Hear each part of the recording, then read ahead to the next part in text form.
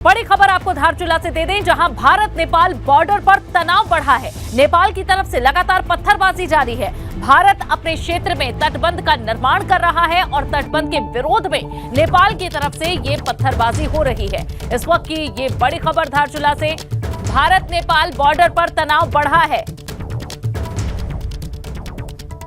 और वहीं बता दें कि अंतर्राष्ट्रीय झूला पुल जो पहले बंद था उसे खोल दिया गया है। और ये बड़ी जानकारी आपको दे रहे हैं, भारत नेपाल बॉर्डर पर तनाव बढ़ा है। नेपाल की तरफ से लगातार पत्थरबाजी की जा रही है, जहां भारत अपने क्षेत्र में तटबंध का निर्माण कर रहा है और इसी तटबंध के विरोध में नेपाल की तरफ से पत्थरबाजी की जा रही है।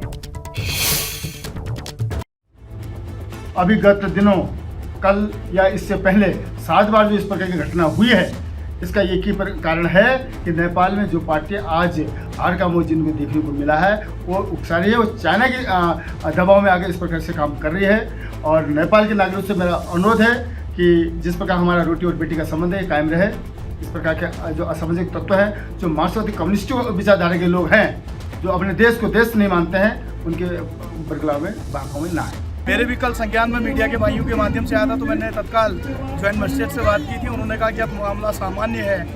निश्चित तौर पे कल शाम को मेरा धारचूला का प्रोग्राम है और मैं कोशिश करूंगा कि नेपाल के जो हमारे राजनीति के लोग हैं वहाँ पे, चाहे विधायक हैं, सांसद हैं, मैं उनसे भी वार्ता करूंगा और उनसे अगर कोई समस्या हमारी तरफ से है तो हम उसका निदान करेंगे। नहीं तो उनकी तरफ से जो समस्या उत्पन्न की जा रही है हम उनसे मांग करेंगे, उसमें जो है वो अपने लोगों को समझाएं और इस मैत्रीपूर्ण जो हमारा भारत नेपाल का एक संबंध है, विशेषकर बॉर्डरों में, इसको बरकरार रखें ताकि आने वाले समय में हमारा जो संबंध है और मिठास पैदा हो।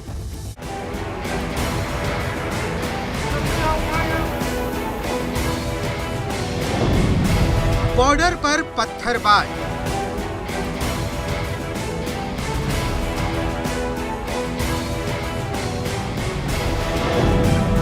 नेपाल भारत बॉर्डर पर तनाव।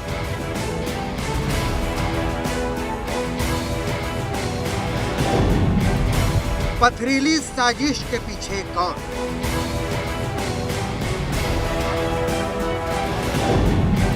नेपाल क्यों है मौन?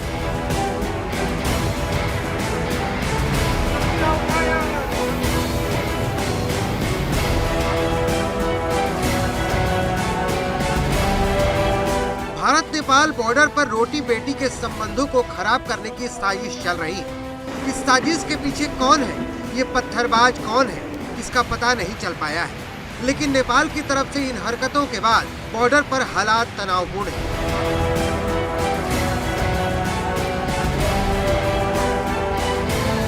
दरअसल भारत अपने क्षेत्र में तटबंध का निर्माण कर रहा है। कंस्ट्रक्शन कंपनी काम में लगी है, लेकिन ये निर्माण कुछ लोगों को रास नहीं आ रहा है। लगातार हो रही पत्थरबाजी के बाद सेनाएं अलर्ट मोड पर है। रविवार को भी यहाँ कुछ लोगों ने पत्थर बरसाए थे, जिसके बाद अफरा तफरी मच गई थी। करीब 4 घंटे तक पत्थरबाजी हुई थी। काम में लगे मजदूर घायल भी हुए थे, जिसके बाद नेपाल ने अपनी तरफ से अंतर्राष्ट्रीय झूला पुल भी बंद कर दिया है। एक बंदे का तो सर फट गया हमारा वर्कर का, उसको हॉस्पिटल ले गए, मशीन के शीशे टूट गए। नेपाल की आर्मी सामने खड़ी है, लेकिन उनको कुछ भी नहीं कह रही, ना मना कर रही, ना वहाँ का प्रशासन कुछ कर रहा। लगातार पत्थर चल रहा 2 घंटे से और काम कर दिया बंद। दरअसल धारचूला नेपाल और चीन से लगने वाला सरहदी इलाका है। धारचूला से चीन बॉर्डर की दूरी तकरीबन 80 किलोमीटर दूर है, जबकि नेपाल सीमा धारचूला से ही शुरू हो जाती है। धारचूला में काली नदी के आर पार नेपाल और भारत की सीमा है। काली नदी के एक तरफ भारत है तो दूसरी तरफ नेपाल है। लेकिन सवाल है कि पत्थरबाजी की इन घटनाओं पर नेपाल चुप क्यों है? Bureau report, ABP Ganga.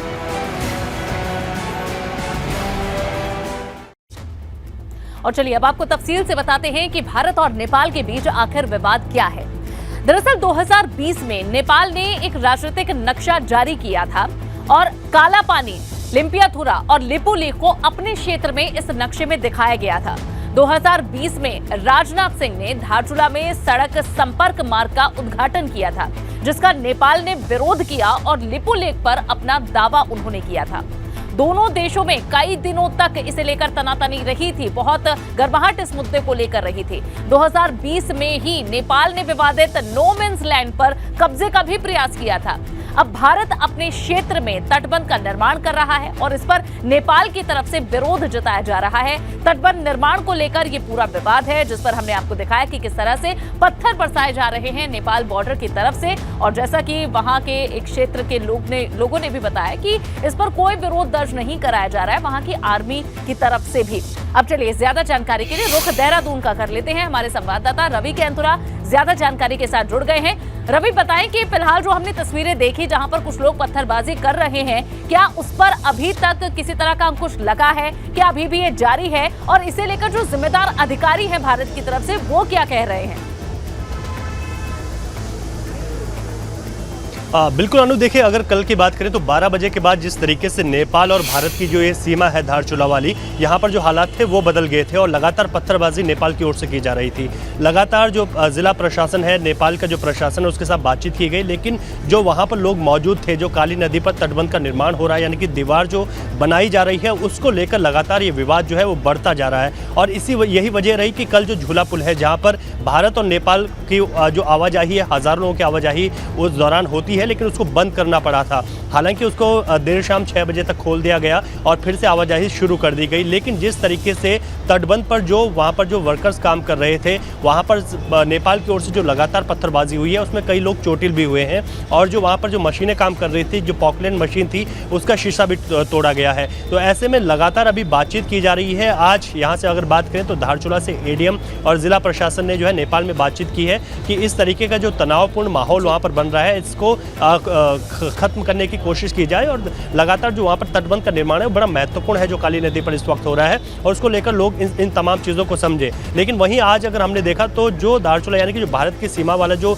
वहाँ पर पूरे व्यापारिक प्रतिष्ठान है, उनको भी इस विरोध में बंद रखा गया। और ये भी कहा गया कि नेपाल की ओर से अगर पत्थरबाजी बंद नहीं होती है तो जो झूला पुल है, जो आवाजाही का पुल है, उसको यहाँ के व्यापारी भी बंद कर देंगे। लेकिन अगर ये हालात बिगड़ते हैं तो काफ़ी दिक्कतें वहाँ पर हो जाएंगी। अभी फिलहाल अगर बात की जाए तो जो पत्थरबाजी का सिलसिला है वो आज भी कुछ दिन में देखने को मिला था, लेकिन लगातार जिला प्रशासन का दावा है कि वो बातचीत कर रहे हैं। वहां पर जो लोग हैं उनको समझाने की कोशिश भी कर रहे हैं। तो यहाँ पर अगर धारचूला और नेपाल के बीच में बात की जाए तो भारत और नेपाल की बात लिया जाएगा और ये स्थिति कब तक कंट्रोल में आ जाएगी, इसी का इंतजार रहेगा। बहुत बहुत शुक्रिया रवि इस पूरी जानकारी के लिए आपका।